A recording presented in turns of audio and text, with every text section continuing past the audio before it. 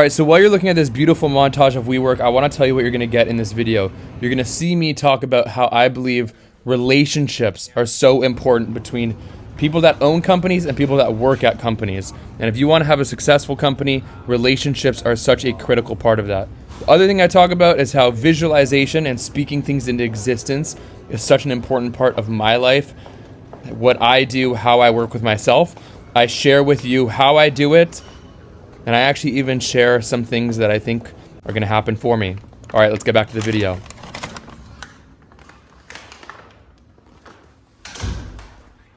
This is my little room. Got my camera, computer set up. I'm going to try and just tell you guys why I love WeWork, because I love WeWork. And I'm here, and I'm eating my lunch. I'm about to.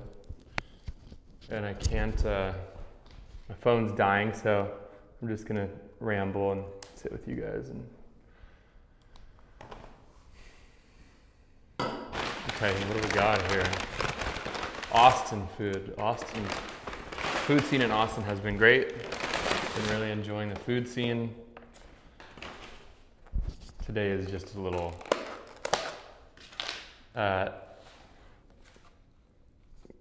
this is not fancy. Something clean, something healthy. Anyways, why do I love WeWork? I love WeWork because when I travel, working from random coffee shops or friends' houses or hotels is typically pretty unreliable. You don't know if there's going to be good Wi-Fi. You don't know if there's going to be seating. You don't know how fast the internet, if there even is Wi-Fi, or if there is Wi-Fi, if it's fast enough to do meetings. You don't know if there's going to be privacy. Can you be on calls? Is it loud? Is the music too loud? There's just a lot of things that you just don't know. WeWork offers so much consistency. So when I'm traveling, if there's a WeWork in the city, typically, if I'm traveling for work, I'll typically try and go to the WeWork, because even though this room might be a little bit different, this one that I'm in right now, it's so similar to the place that I work at home and so consistent that it just allows me to come and get to work and not have to worry about all those other variables that you have to worry about when you travel. So if you're somebody that travels, WeWork is such a great option for you. Wherever we go. I have enjoyed Austin. I've really enjoyed Austin. My family is potentially moving here, my mom and my stepdad. So it's looking like I'm gonna be spending some more time in Austin. But I think Austin's a cool city. It's got a lot to offer. It's fun, really nice people, small town feel, good vibes. I'm trying to upload something every day, if not every couple days. And I wanna do these long. But the challenge that I'm having right now is my computer, which is like this thing is operating like it's made in 1975. It can't edit these vlogs that are like 40 minutes long. So I'm having a hard time with trying to edit these. So for the next probably 2 hours, I'm gonna try and really get some edits done. I've got about 4 different videos that I wanna put out, all longer. I'm gonna start from scratch. 5:45. Exporting this video. And while I'm doing that, I'm on my phone on CapCut, trying to make another vlog on here because I filmed a lot of the event here in Austin that I was at the other day with Sam, the Dear Media event, on my phone. So I'm trying to edit that because my computer isn't fast enough right now for me to edit this other vlog. So I'm trying it on my phone. Looks like I'm gonna be upgrading to a new computer in a minute here. What up, guys? What up? Yo, this is so funny seeing you, Damien, in the spot that I'm. This is hilarious. I gotta take a screenshot of this. No. Go back to where it was. That's unreal.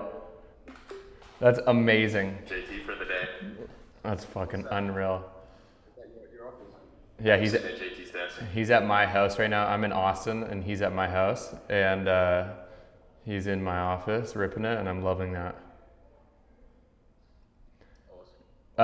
Paulo, thank you for the patience, bro. My family is moving, and I happen to be in Austin at the same time as them, so I went to go look at houses with them, and it just ended up going way too long.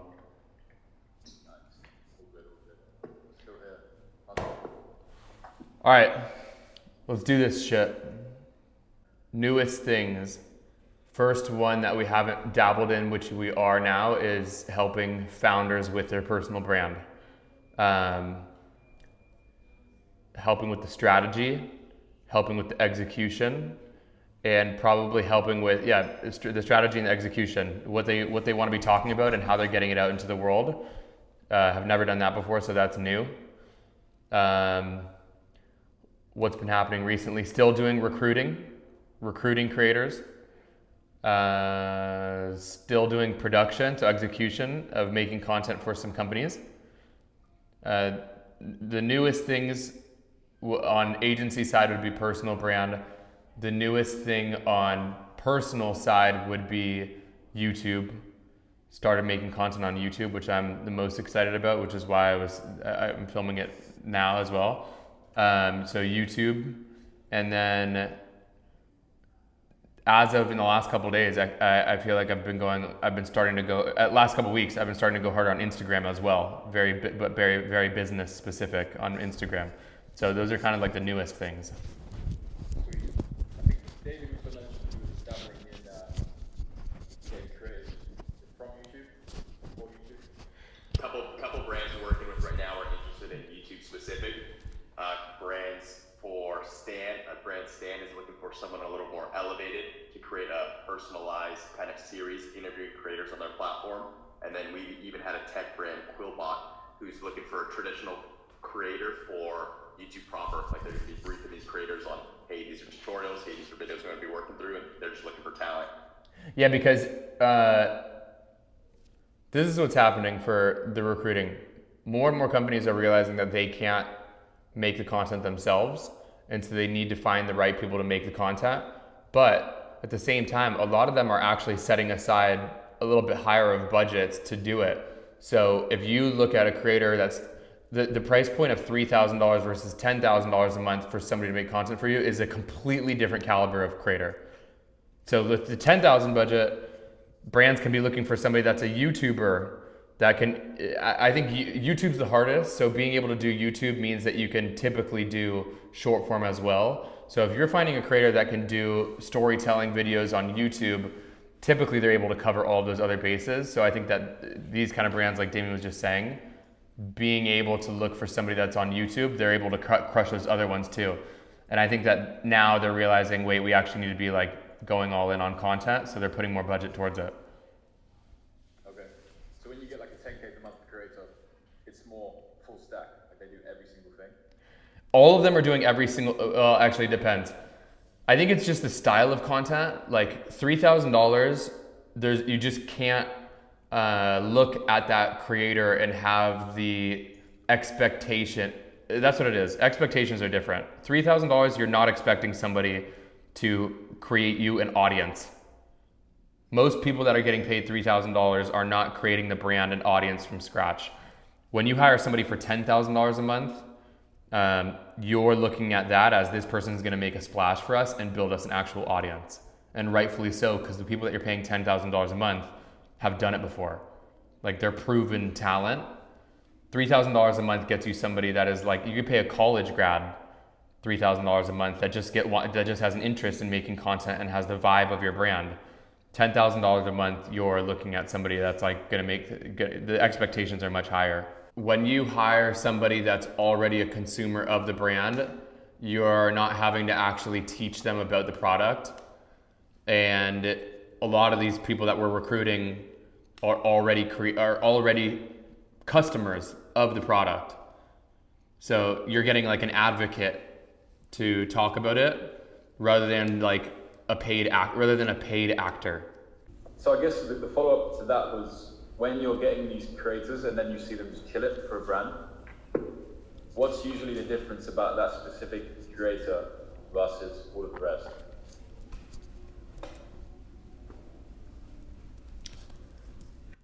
Them being talented on their own account, like having done it before, and actually like being a creator that has built a community before, typically is like one of the biggest pieces, because a lot of brands have hired people off of personality and look and feel, but not about like actual performance. So I would say the brands that actually hired like creators that have proven to be really successful already, and that might even, and that typically goes into the budget as well of like what they're paying for that creator. Those ones usually had much higher results. Them being previously being consumers or already knowing the product. Other big successes. Yeah, them being knowing in their core demographic. Yeah, that's right. Sound and feel. That's kind of what I mean by them being already being customers, like them being naturally close to the brand in their own demographic, in them being consumers. Exactly. Yeah, so probably I would say like them having the actual talent performance-wise with like past experience, plus them being personality and demographic fit. Those are the two balances. On the previous customer one, the criteria there, is there anything you do specifically to find existing customers, or is it as simple as have you bought here before? I think it's just I think it's just in the interview process. When we post about it and we're saying the demo, a lot of that demographic that's applying is already customers or knows the brand. When we get on calls with them, we typically can find out pretty quickly. Like most of them will already say, I love this brand. I'm using this brand. I don't think anybody is applying to a brand that they've never heard of before.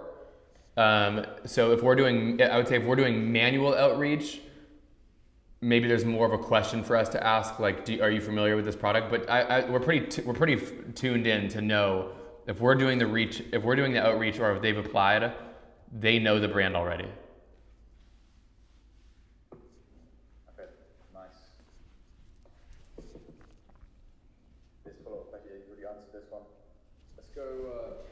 What's the average length one of your headhunted creators stays with the brand?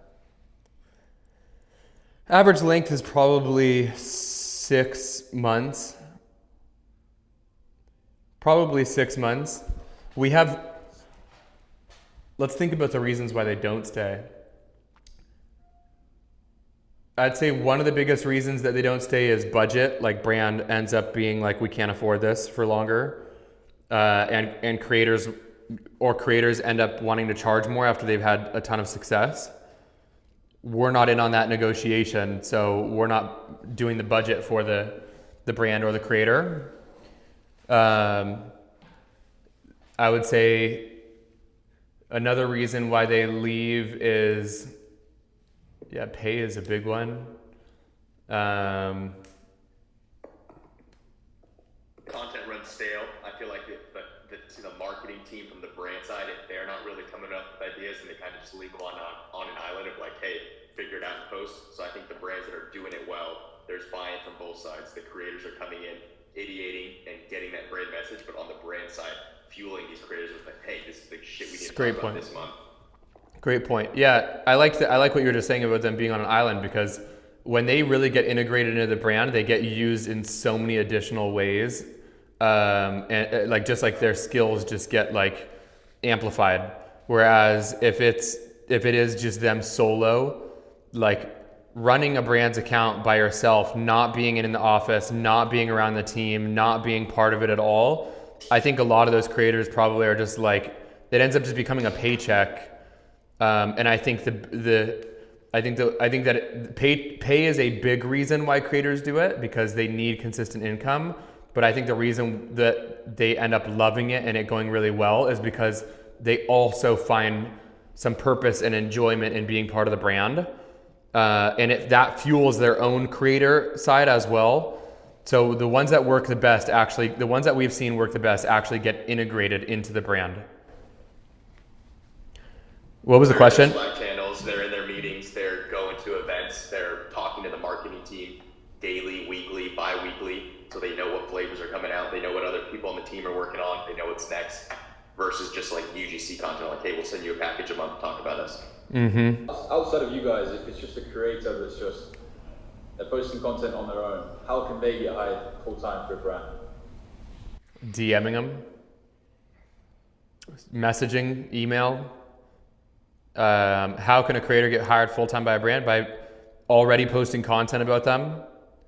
Like if I'm a creator and I'm like, I really want to work for a brand, I would probably take a month or 2 months before even trying to reach out to the brand, and I would post that brand all the fucking time.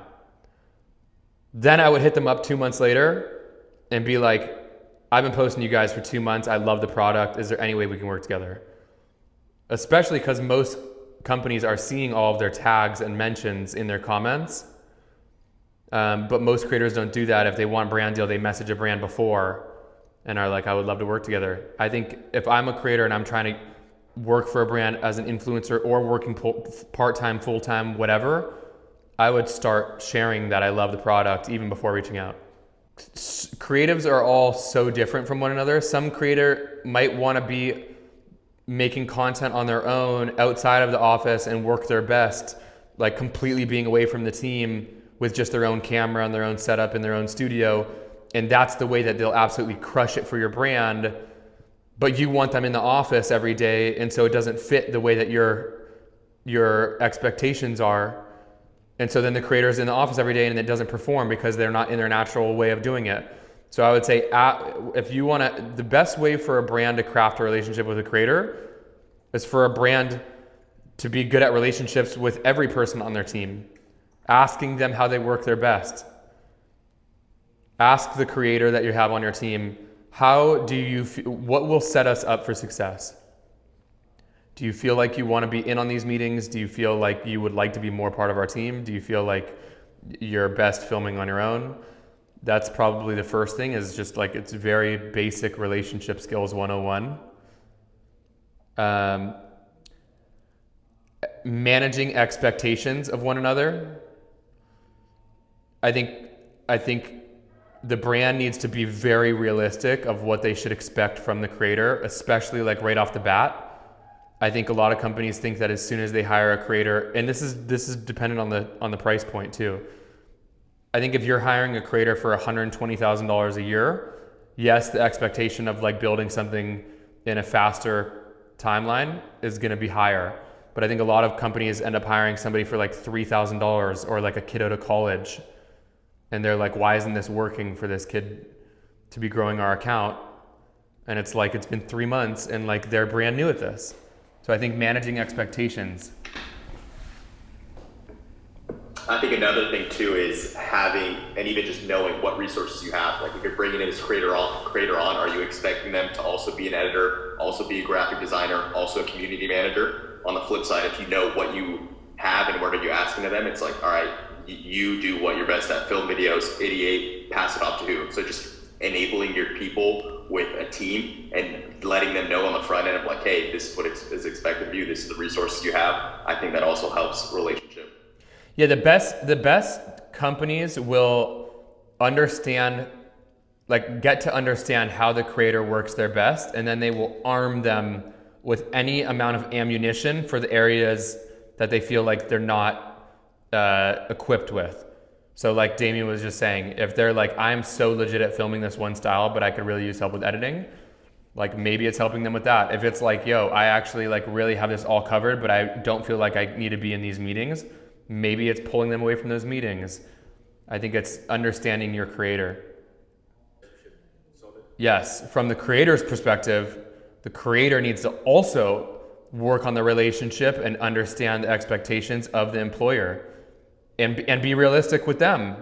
Hey, I have, like, I think in a very honest conversation, I think a creator that has built a massive audience on a platform like, let's call it Instagram, a creator that's built a massive audience on Instagram and now is going into the company's account to do the same thing, will be able to give you a pretty realistic answer as if they think they can build you an audience. A creator that hasn't built the audience on Instagram that now is going into your own brand's account with the expectation of building an audience is going to be put in some pretty unfortunate pressure that isn't going to be actually helpful to either person.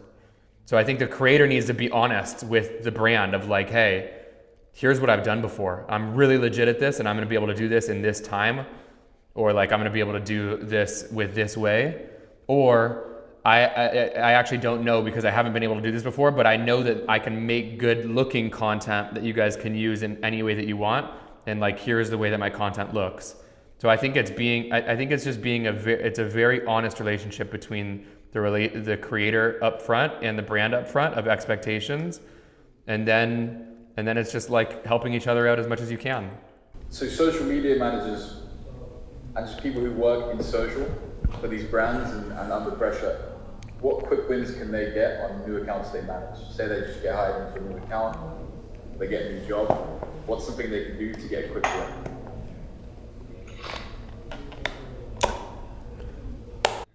If I'm a new social media manager, I am going into the account. I'm looking up every keyword in my industry. I'm going through that keyword and I'm looking at all different types of content that is performing in that category. And I'm saving those pieces of content to know stylistically what is happening in this industry for us to go and create. So then you off the bat already know like this is a kind of style that's working, whether this becomes our whole strategy or just a portion of it, but that's the first thing I'm doing. I'm looking at what's working in the account.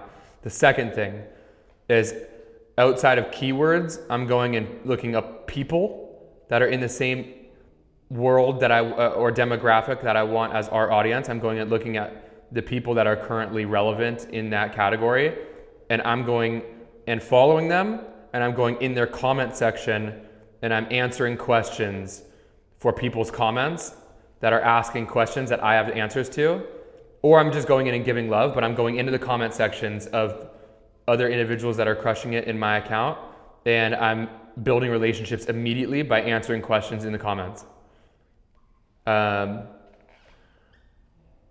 I would be going and sending DMs to all the people that I think are doing really well and just giving straight up love. Like, love your content, think you do a great job.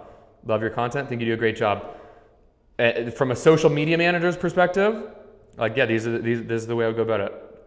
Keyword research, comment sections, giving love through DMs to all of the other people that I think are doing a good job. That's brands. Like, brand collaborations for social media managers is the enormous part of the job. Commenting on other brand accounts, getting other brand accounts to join in on yours with like-minded, doing giveaways, collabing on content. So I would go and I would send messages to all of these other brands that I think are doing a good job just giving love. Those are some quick wins. Dude, it's so much about relationships. Like, building relationships with people in your industry, giving love that's non-transactional, and just like putting it out there. I think that's a way that companies can find influencers, in-house creators, recruiting people for their own team like social media managers, get content to work better. It's crazy. What about, let's do this one, outside of work. Is there anything you suggest social media managers or creators even to do outside of work to enjoy the job better or do a better job? I think if you are needing to like escape from your work, I think that you might be in the wrong industry. Like, I do think that there's times where work is just a little bit hectic and maybe you need to just set your phone down for a bit. But like, if you genuinely need to get away from your phone as soon as you're done with your work, my honest answer is probably like, find something else. Like, find a different thing. That's if you like really want to be passionate about your work. Some people are like, I really don't want to be passionate about my work. I don't care about that. So if that's you, then I would say do the things that you need to do and like do your best at them, and then spend the time outside of it on everything that actually makes you feel passion and feel joy. But for me, I would say my goal is for that to be my job. My goal is for me to be like doing shit like this and being like, I don't need to like clock out after this and be done. And I think a lot of creators feel that way, where they're like, they genuinely enjoy it. I think there's reasons why people end up not, but I would say high level, it would be try to find a way to actually enjoy the whole thing. What do you wish when you started, maybe it's your agency or being a creator, that you wish you knew? Probably the biggest thing for my content career has been just starting and not worrying about it being over perfected, because the procrastination of making a video perfect is paralyzing, and most people that don't end up creating, or create for a little and then stop, create for a little and then stop, most of it is because of some sort of perfectionism, which is you judging yourself about the content and not just like, or worrying about other people's judgment, rather than just like putting as much out as possible. And I think the thing that really helped my career was when I just started saying like, I'm just gonna, like literally on TikTok, I was like, I'm gonna hold myself to just posting 3 times a day, as shitty as they are, as low as they perform, and I'm just gonna keep moving. And through the practice of putting things out is when I started to actually figure out how to make things look better and do better. And yeah, the perfectionism is what keeps people stuck. So what do I wish I knew earlier? Start and try to come from a place of like feeling good with yourself and not needing the algorithm to justify that you're good at what you do, but like feeling good about yourself. That's another reason why people get into perfectionism. Just starting and feeling good with yourself and putting things out there, and eventually something will work. Appreciate it. All right, brother. Thank you again. All right, man. You too. Later. I'm putting in the work, baby. I love being here last. No one here. Place is a ghost town. Beautiful Austin. Beautiful. Now I'm about to walk back to where I'm staying. Let's get out of here. Good day at work.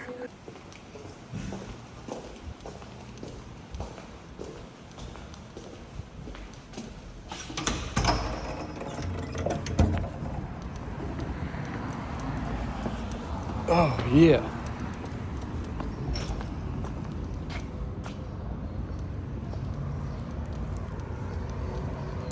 The humidity when you get out in Austin just hits you. You